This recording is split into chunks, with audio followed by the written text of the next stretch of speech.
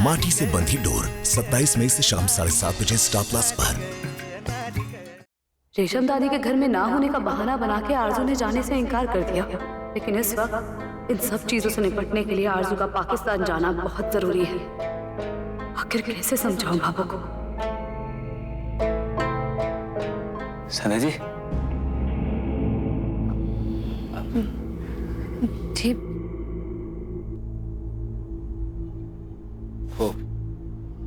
वो आरजू आई थी दुकान पे।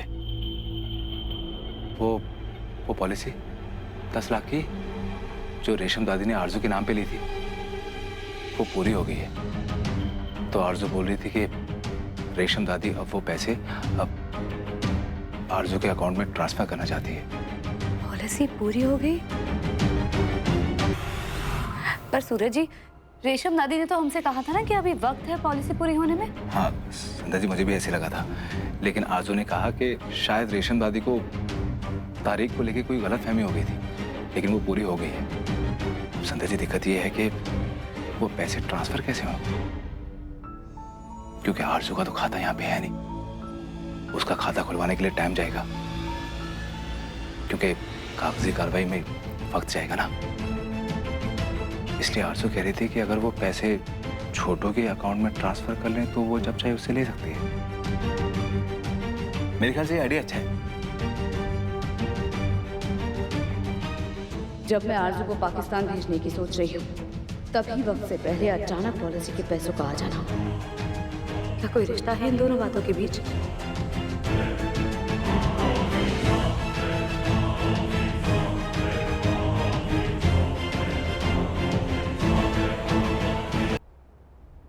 अरे ओ हैदराबादी खीर, मैं क्या कह रही हूँ, तुमने अपने मायके जाने की पैकिंग कर ली ना? हम कहीं नहीं जा रहे मीना भाभी जान। बाबू से हमारी बात हो गई है। पगफेरे की रस्म के लिए हम होली के बाद ही जाएंगे।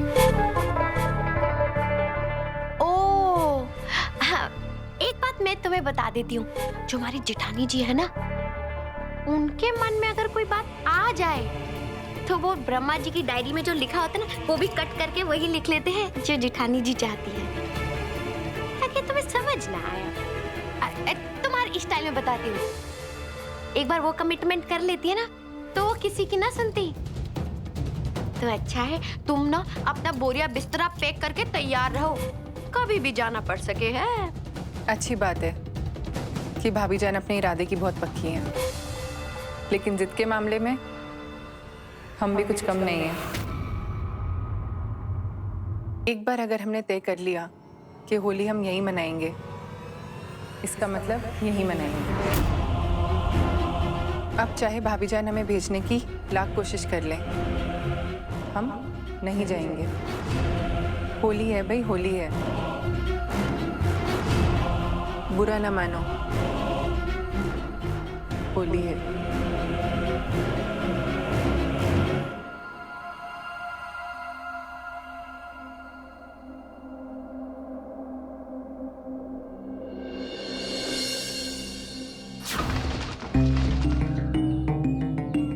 लड़के वालों को लड़की के हुनर के बारे में बताया जाता है ना, कि हमारी लड़की ये कर सकती है, हमारी लड़की वो कर सकती है।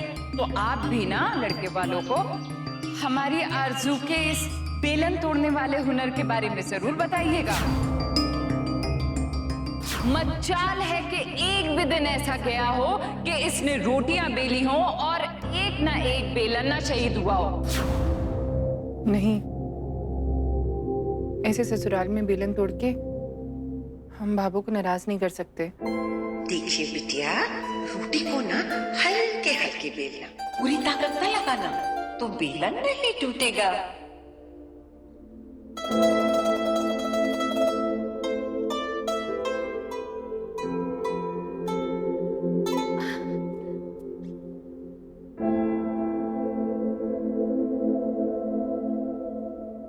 रे बीननी, हाथ यहाँ धीरे धीरे क्यों चला रही है? थारे को तो रसोई को काम आवे है ना, फिर थारे को किस बात का डर? रे पूरे परिवार की रोटियां बनानी है, ऐसे धीरे धीरे बेलेगी ना तो शाम हो जाएगी। घर में बहुत सारे काम पड़े हैं। जरा हाथ ना फटाफट चलाए। हाँ? जी भाभो।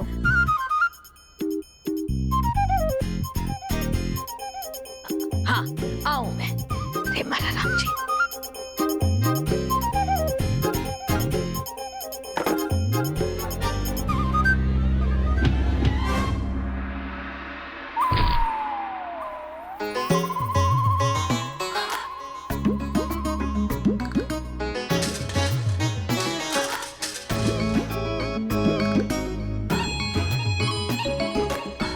तो ये है कहानी उन बेलनों की। मायके से ही तभी इतने बेलन लाई थी। बेलन तो मिस्टर की।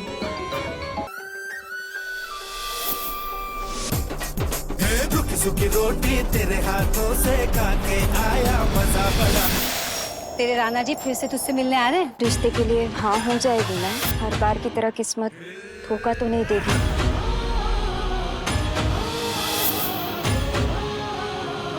कैसा चल रहा है आपका काम? मैं मारी।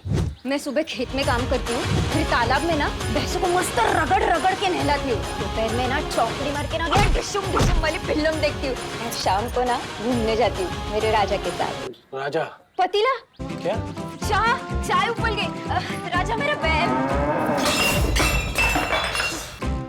ना लड़कियों वाली कोई फीलिंग है, ना बोलने का ढंग। यार शादी के लिए लड़की देखने आए हैं, अखाड़े का पहलवान नहीं।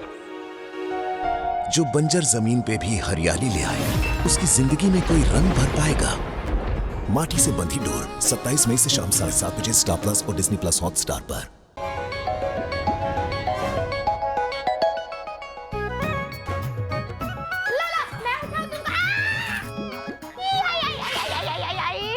मर गई। चिठानी पे कोई गिरता है क्या?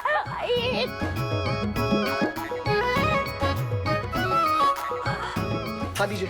मारे को भाभी भाभी मैं कहाँ पहले इसको पकड़। भाभी हाथ दीजिए।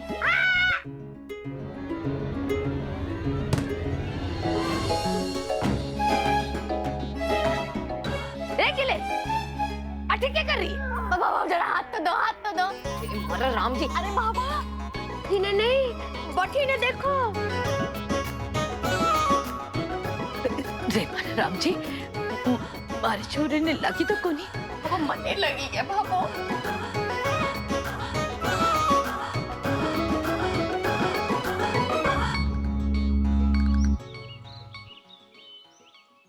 अया ना रुई लेकर के अया जे बातिया ने ना अया बेले है अया की छोटी छोटी बातियां बढ़ावे। जी भाभो। ना ले अपना होमवर्क पूरा करो। हाँ बढ़िया है।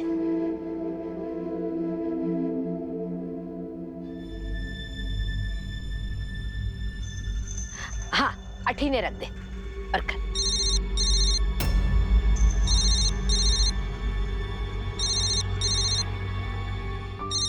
जो कहा है ना वो लिखो। ये भगत की को फोन होवे, मैं देखूं। इस दिन एक दूसरे को रंग लगाया जाता है। न जाने की को फोन है। स्पेलिंग गलत लिख रहे हो। हाँ, हाँ।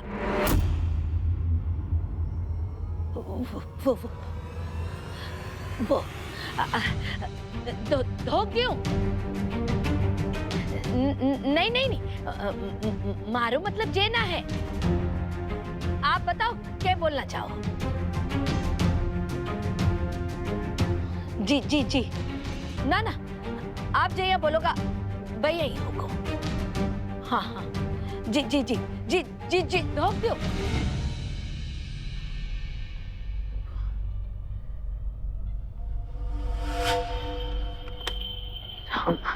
देखिए बाबू। हाँ? हमने बातियां बना ली हैं। इस बार होली पर हम अपनी बनाई हुई बातियां ही जलाएंगे। मम्मा नेप टूट गई। जानबूझ के तोड़ी होगी। जाओ शॉपनर लेकर आओ। देखो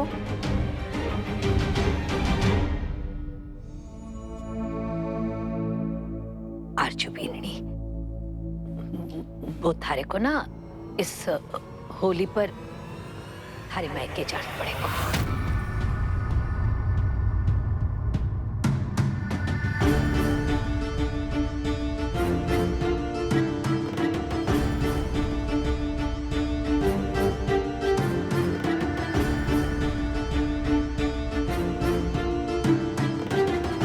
वो आरजू बेननी, थारे को हैदराबाद जाना पड़ेगा। पर आपने तो मना किया था ना भाभो, दादी जान तो है ही नहीं घर पर। आपने बोला था होली के बाद चले जाना। हाँ बेननी, कहा था मैंने, पर अबारी मासा को फोन आया है और उन्होंने कहा है कि इस साल सास और बहू साथ में होली बनावे ना, सुप को नहीं, तो इसलिए थारे को तुरंत ही भेजना पड़ेगा। तो थारे को हैदराबाद वापस जाना पड़ेगा।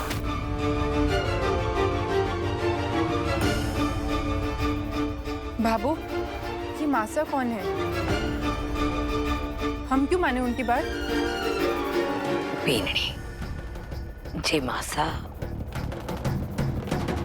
थारी सास की सास है और उनको हुक्म मैं कदे को नहीं डाल सकूं।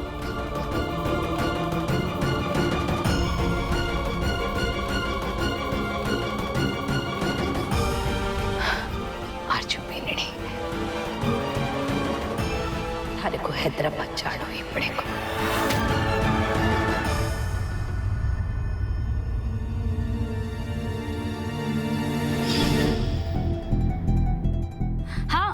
हाँ मासा, ढोक दूं। मैं बोल रही हूँ, आपकी संध्या। अरे हाँ मेरी थारीदारनी, जय हो थारी कबीले में। बड़े दिनों बाद याद आई अपनी मासा की। याद तो हमेशा आती है मासा, मगर आप तो जानती है ना, टाइम ही नहीं मिलता है फोन करने का। और जब कभी भी आपको किया है तो आपने ही नहीं उठाया है। अच्छा ये बता, थारी सास थारे को तंग तो नहीं करती ना?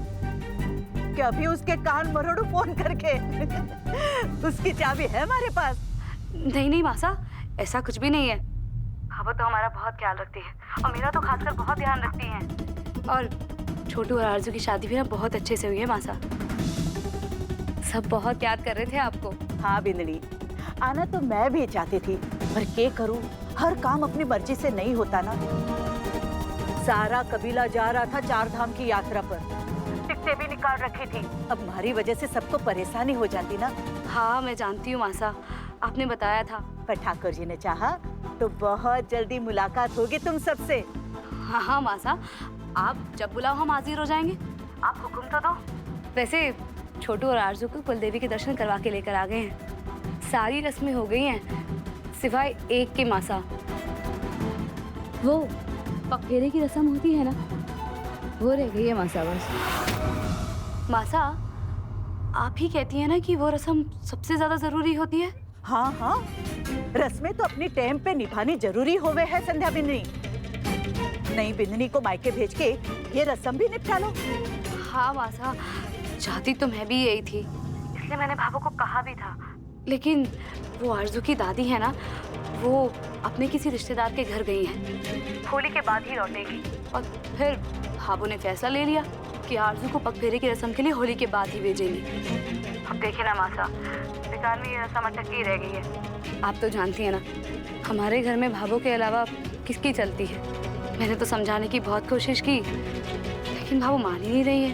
अरे पूछा ना ताछा, बड़ेरी बन के फैसला ले लिया। मैं बैठी हूँ अठे, वो थारी सास है तो मैं उसकी सास हूँ। मैं देखती हूँ वो कैसे नहीं भेजती नई बिंदनी को पगफेरे वास्ते।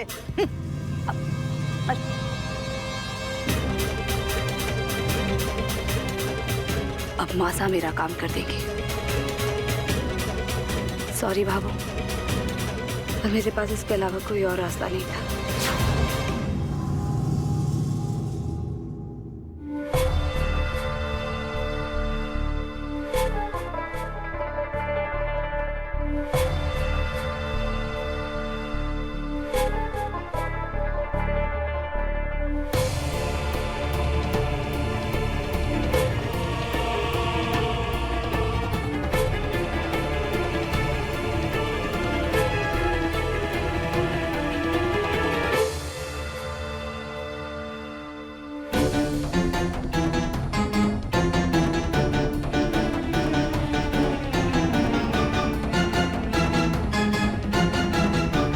मैं जानती हूँ आरजू कि तुम्हें मासा के फोन के पीछे मेरा हाथ लग रहा है। सही भी है, मेरे पास यही रास्ता बचा था दोनों तरफ की संतुष्टि के लिए कि तुम होली तक बाहर रहो और मैं अपने देश की सुरक्षा के लिए कड़े कदम उठा सकूं। कितना चाव था आरजू बीनड़ी ने अपने सासरे में पहली होली मनाने का, पर क्या करूं, मासा के हुक्म के आगे ना तो मैं कदे को नहीं जा सकूं। बड़ी उदास हो गई है। एक काम करो, जाकर मना लेती हूँ। संध्या बीनड़ी, मैं जरा आती हूँ। माफ करना बाबू, देश की सुरक्षा का सवाल है, आपका दिल नहीं दुखाना चाहती थी।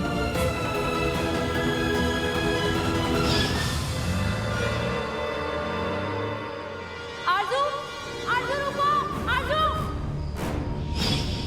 होली खेलने आ रहा हूं मैं, लेकिन खून की।